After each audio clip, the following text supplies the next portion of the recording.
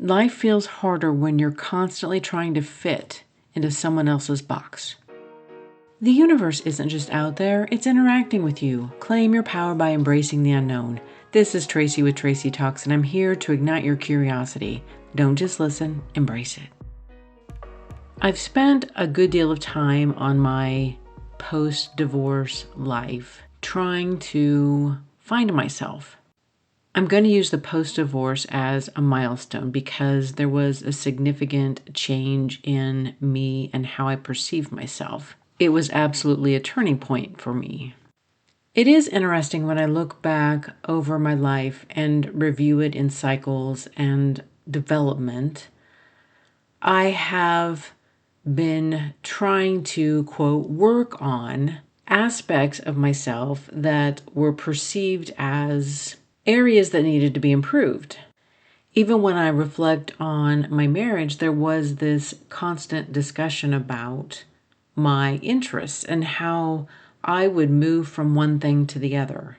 I was with someone who was pretty consistent in their interest, didn't explore other things. And so it was perceived that I was somehow losing interest quickly, and it was perceived as a bad thing because I wasn't just focused on one thing at a time.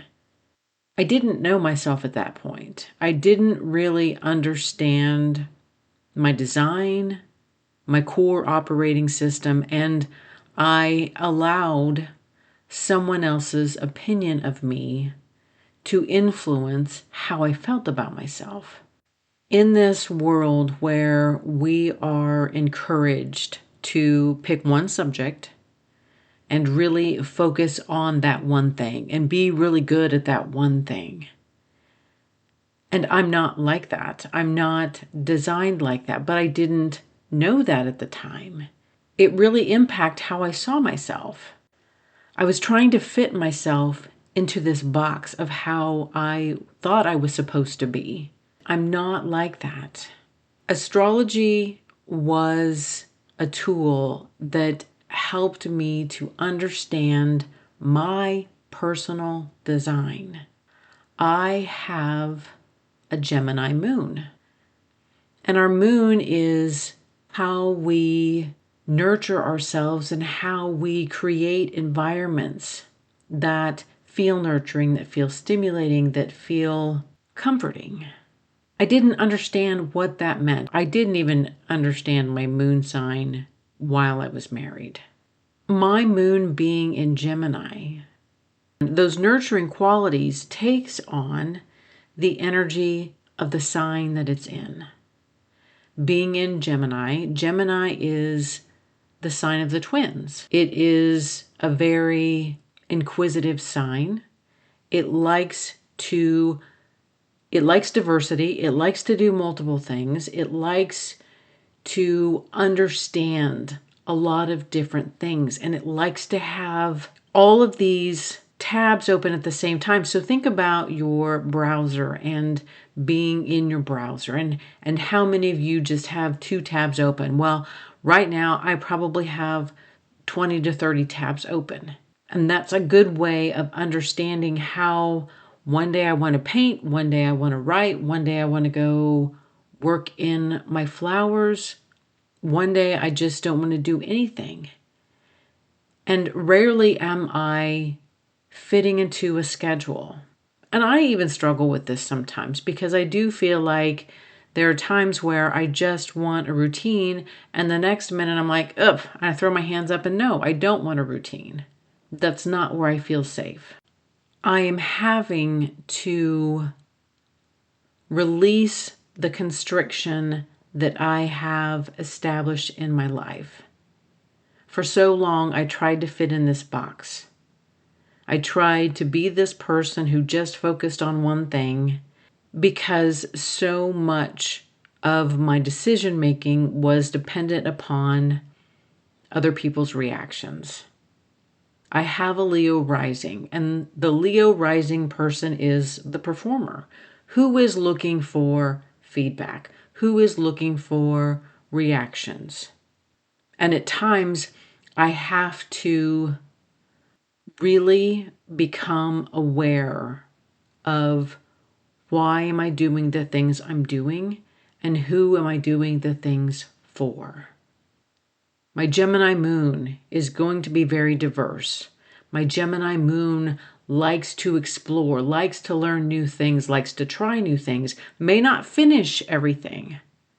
Trying new things is how I learn if I actually like it or not. I can't simply just read about something and know if it's a fit for me. I have to actually get my hands in, get dirty, explore, try it out. And after a couple of times, I then understand if it's something for me or not. This world wants consistency. This world wants predictable people. It wants people who they can depend on and trust and know that they're going to do the same thing every single day. We have become such a commercial society that the algorithms like your predictability. They like to know what you're going to buy. They like that you continue to buy and that you continue to buy into the systems. I have been spending time unlearning how to live my life. And I was trying to fit myself in this box, and it never really felt good. It didn't feel safe. It felt unnatural. But everybody was telling me that this is the way I was supposed to live. When you have whole structures built on following the rules and following the steps, there's so many of us that don't fit into that. We aren't designed like that. And we end up feeling like there's something wrong with us. And there's not. And now, this time more than ever, is really an opportunity for people to start to live life in these authentic ways. To know who they are, understand how they need to operate, and there are ways to create a living, to live life to the fullest, and not do the 9-to-5 job that feels so stifling. Even now, I still personally struggle with that. I have so many people around me who do the 9-to-5. And some of them it's their design, and others are still trying to fit into a box. But they don't understand why I do the things that I do. And to be honest, I didn't understand why I did the things that I did. Understanding my moon sign and knowing what structure I need to be in and don't need to be in. I mean, let's face it. There's nothing more identity killing than waking up every day doing something that you don't love, that doesn't feel natural, that feels uncomfortable. I mean, I have been questioning myself for so long now.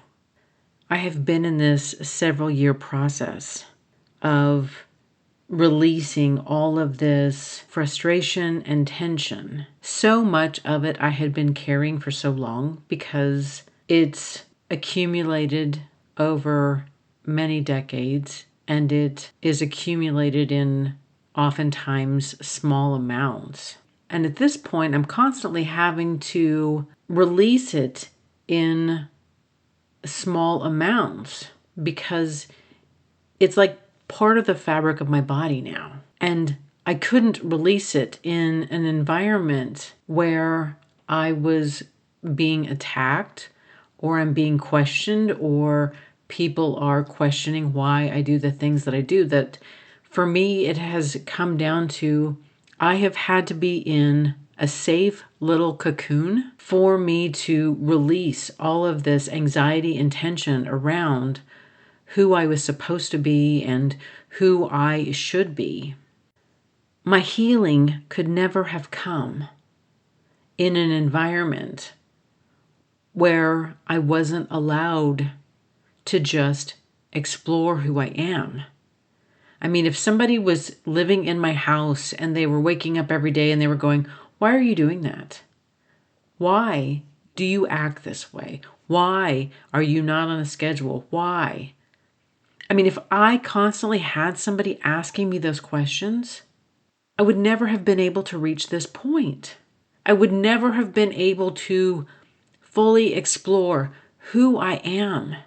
And I mean, sometimes, I look at kids now and so much of their life is created and established for them. And there's no real environment for them to fully explore who they are and what they like.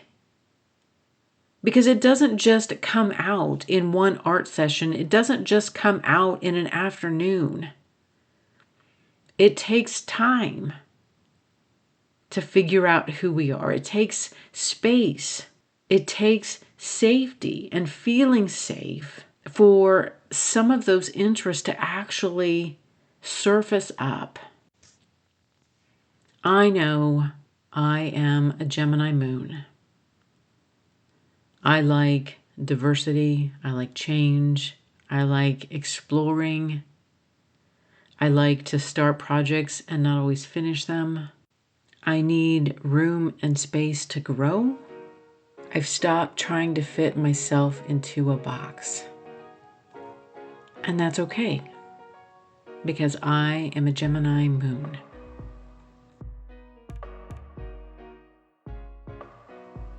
Thank you for listening to this episode of Tracy Talks. Remember to rate, review, and subscribe, and share with others who would enjoy listening to this podcast.